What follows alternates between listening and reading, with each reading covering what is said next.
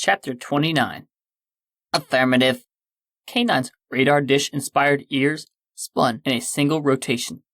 The Gallifreyan in a perfect white suit squatted down next to the high-tech robotic dog.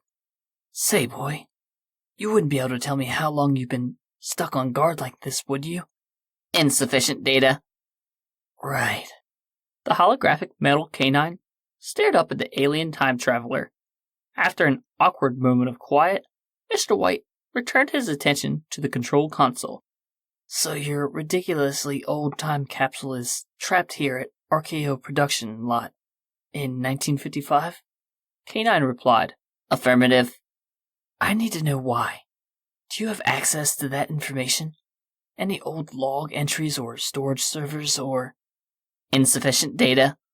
Tell you what, I haven't known you long, but by all appearances, you never have the answer when it's actually important. K9 did not respond.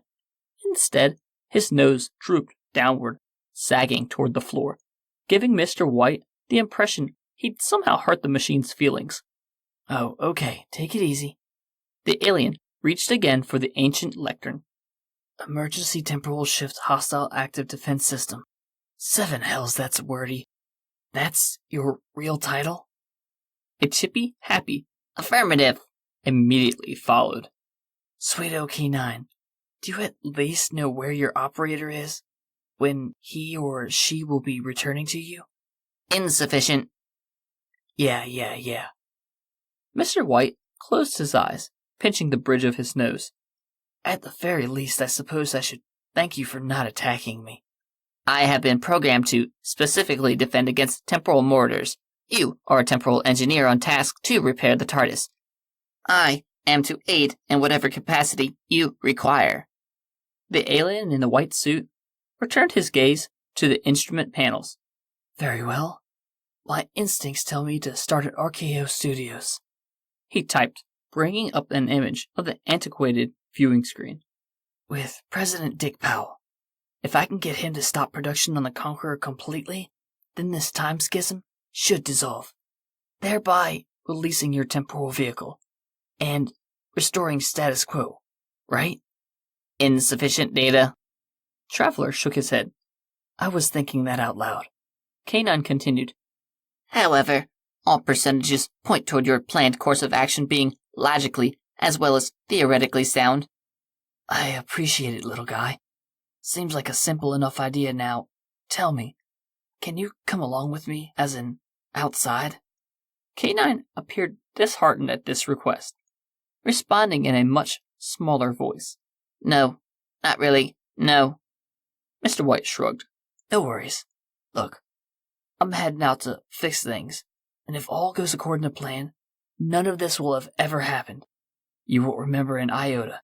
He reached down, patted K9 on the head. If it's any consolation, you're a very good boy. The robot dog wagged the antenna which served as his tail. Affirmative. Dick Powell wiped the flop sweat from his forehead as he stared at his watch in disbelief. Late as hell. He relit his cigar, contemplating actually fixing himself a whiskey, even though it was 10:30 in the morning. John Wayne was supposed to have been here an hour ago.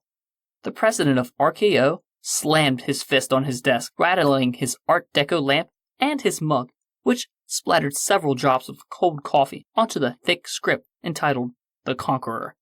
Ah, damn it! Mr. Powell grumbled quietly. A knock at the door. What? No response. Another knock at the door.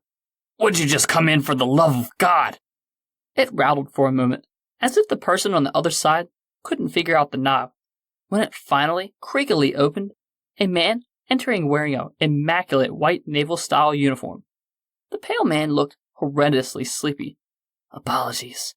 He thumbed the entrance behind him. I'm used to doors opening automatically.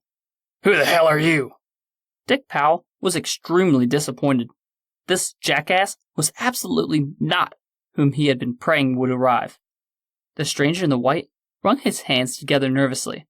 My name is, look, may I have a minute of your time?